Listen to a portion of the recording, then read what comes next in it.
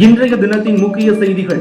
LPG cylinder தட்டுப்பாடு நீடித்தால் mobile network இணைய சேவைகள் பாதிக்கப்படலாம் என தொலைத்தொடர்பு நிறுவனங்கள் எச்சரிக்கை. பல பகுதிகளில் செல்போன் கோபுரங்கள், டேட்டா சென்டர்களுக்கு எல்பிஜி மூலம் இயங்கும் ஜெனரேட்டர்கள் பயன்படுத்தப்படுவதால் இந்த பாதிப்பு ஏற்பட வாய்ப்புள்ளதாக அச்சம்.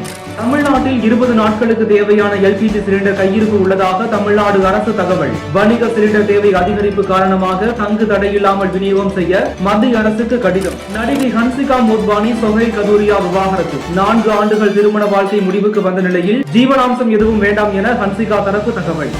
கும்பமேளா வைரல் நாயகி மோனாலிசா திடீர் காதல் திருமணம். பெற்றோர் எதிர்ப்பு தெரிவித்த நிலையில் பேஸ்புக் காதலன் ஃபர்கான் கானுடன் திருமணம் செய்து கொண்டு காவல் நிலையத்தில் தஞ்சம். தமிழ்நாடு ஆளுநர் RN ரவி மாற்றப்பட்டதை தொடர்ந்து பொறுப்பு ஆளுநராக இன்று பதவியேற்கிறார் கேரள ஆளுநர் RV ஆரலேகர். வணிக பயன்பாட்டிற்கான சிலிண்டர்கள் விற்பனை தட்டுப்பாடு. விறகு அடுப்பை பயன்படுத்துவதில் அதிகம் நாட்டம் காட்டி வரும் தனியார் போர்ட்டல்கள்.